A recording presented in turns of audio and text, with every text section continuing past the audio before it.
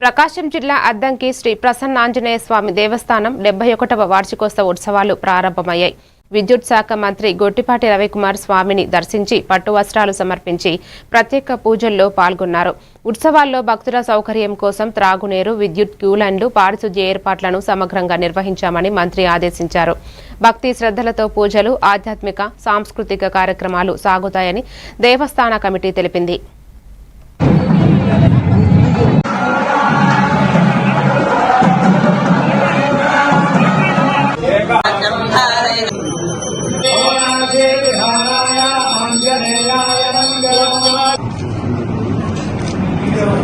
राम भक्त हनुमान की जय।